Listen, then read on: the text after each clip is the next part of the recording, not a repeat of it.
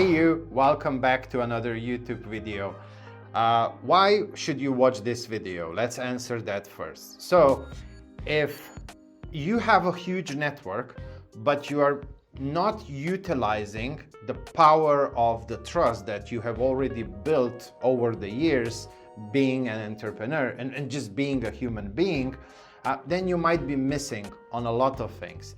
And when I was in those situations of need, I often turned over to my network, and almost every time there was a solution within my network. So that got me thinking, and eventually I came up with an idea and I named it the leverage of trust.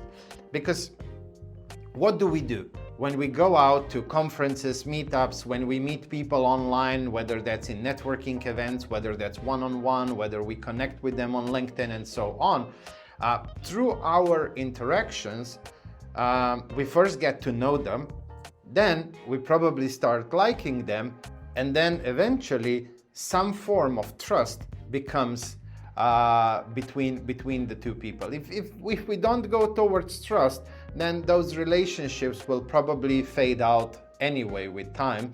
But then when we reach the point of trust, or what was that movie? Meet the Fockers? What did Al Pacino? Was it Al Pacino? No, not Al Pacino, the other guy. Oh, I can't remember, but Meet the Fockers. He was always talking about the circle of trust, I think, or some circle. So when we have that circle, we want to really nurture that. The one thing that I did and that I very often see with our clients is that we only go to our network when we need something. And nobody wants to be that guy. I mean, do you like the guy who only just reaches out to you when they are in need of something? No, nobody likes that guy. So don't be that guy. And I thought for myself, I don't want to be that guy either. And that's why I approached it and said, well, how can I make this a permanent process where I continuously build that trust and maintain that trust without just doing that when I need something? And so I came up with a few things, and I'm gonna try to draw again. So it's drawing time again. Oh, and by the way, thank you to whoever you are who reached out anonymously, unfortunately, but you told me that there is Freeform app by Apple for iPad that's much better than Notes app. It has all the pluses plus the infinite canvas, so you can just stretch it, zoom it, and so on. Thank you for that. It's a game changer, and I'm now constantly using the Freeform app. So if you guys have any suggestions like that, how I can improve all of this, yeah, do let me know. I appreciate all of those tips and tricks. But yeah, let's go back to leverage of trust. So let's call it here hashtag LOT, leverage of trust. And let's switch to a different color because whatever is better than black, I guess. So the first step is to go through your contacts. Now, this is probably the hardest thing to do because I'm sure you have contacts in your phone, you have contacts in your email app, you have contacts on LinkedIn, on Instagram, on Facebook, on, I don't know, wherever you are in the online world. You have contacts everywhere, and you just have to go through all of them and spend a few seconds just thinking. And this is not a mathematical formula. It's really just how you feel. You ask yourself, do I think I have a relationship with this person? And at what level is that relationship? And I'll get to the next step now. So the second step is, so the first one was you go through your contacts and you filter out the ones that make sense to you, that where you say, oh, I do have some relationship with them. Then I would strongly suggest that you find a CRM, like any CRM, whatever you like. HubSpot or just whatever, because every CRM is too much an overkill for what we need here. Because basically we just want to have a separate CRM, not the one we might be using in our business, for our leverage of trust. And so what I do with the CRM is I put their name and surname, link to either LinkedIn or Facebook. Why? Thankfully, all of my contacts are either on LinkedIn, either on Facebook. And so when I try to reach out or, just do something about it, I can just click on the link, go to their profile, see if they posted something recently, if there's something I can, use for to start a conversation, or maybe add a comment, drop a like, or, just support them in whatever they're doing in a subtle way. Or, I can just click on the message button and then send a voice message. I mean, I just love voice messages. I think they're way more personal. Nobody will ever think, oh, this is a copy-paste message, because it can't be. And it's very fast. I'll tell you about my numbers a bit later, but you'll see, I basically need, less than 10 minutes a day to do my leverage of trust every single day. So we want name and surname, link to their profile, and then what I like to use is I like to put them in a bucket. So I use hashtags, and we have high trust. So this is a person that I know I can call at 3 a.m. And they will answer my phone. There's probably not many people in your network where you have such high trust, but we really need to make sure. Often with people who we have the highest trust, we neglect those relationships usually the most. But it should be the opposite. You should nurture those relationships the most. And then it's trust. Trust to me just means I can't call you at 3 a.m., but I highly respect you. I think you respect me. I know your values, you know my values. I know you well enough. If I send somebody your way, I know you ain't gonna fuck me up and do some bad shit. So then I have high like, and this one is a bit harder to understand. It's just a feeling that we are not there yet with the trust, but we are like really, really close. I don't know how to explain it. I just, when I look at somebody's profile, I'm just like, not trust yet, but very, very close. And that's why I put them in high like. Then I have another one that is like, which is we are still building the relationship. I like you a lot, but I wouldn't send a referral your way because I know that my people trust me, and I never want to abuse that trust. Because one thing that's very important with this whole trust game is trust, in my opinion, is the most valuable currency in the world. But you can lose it so quickly. It takes so much time and effort and resources to build trust, but you can fuck it up in a second. And then it's very hard to regain that trust. So with like people, I'm not yet comfortable sending somebody your way. And for me, that's, like here with the high like, yeah, I'm almost there, ooh, I just need to see a little bit more of proof, and then I can start sending people your way. And then the last one is dating. Yeah, I know, not the dating, but so maybe I went to a networking event. We met there. We talked for a few minutes. We enjoyed each other's company, and we were like, maybe there's an opportunity here. Let's meet for a coffee. We go out for a coffee or lunch or something, and we see that there definitely is a possibility of us potentially collaborating in some form or being of value to each other in the future. So that would be the dating part. And then, as we communicate, as we reach out and stuff like that, all of these things can move up or down. And that's quite normal.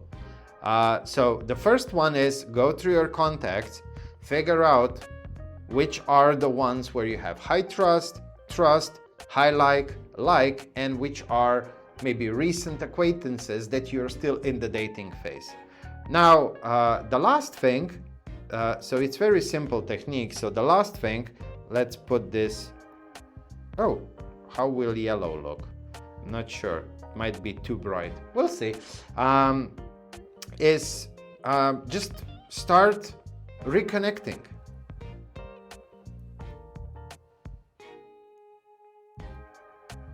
Yeah, me and my spelling. Well, you know, I'm thankfully I'm saying stuff here as well. So it's reconnecting, and we can do reconnecting in many different ways. We can reach out to somebody with a voice message. We can,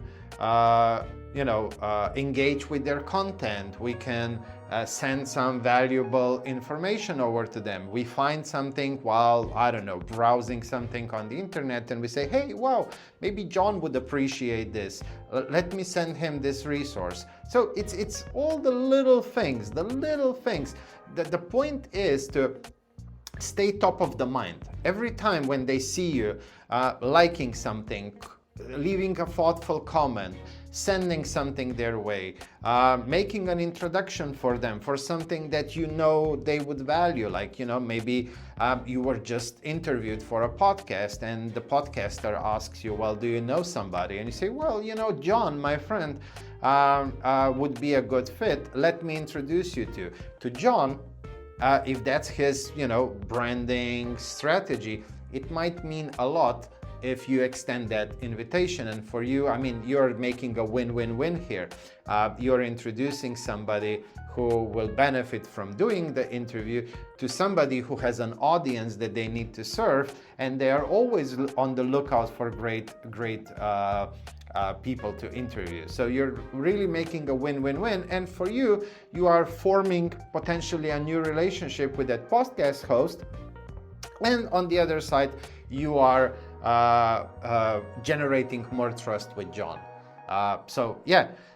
That's now I said I'm gonna share some of my numbers. So in my leverage of trust, I have roughly between 500 to 600 people. I mean, it accumulated over a long period of time. I was always very intentional about building relationships, even before leverage of trust and all of that. But relationships to me always mattered a lot, and I really wanted to create deep, meaningful relationship, not just go out to a networking event and just, dish out business cards and receive a whole bunch of business cards, put them in the phone and say, hey, I have 10,000 connections. I was always quality versus quantity kind of person in most things that I do, or everything that I do.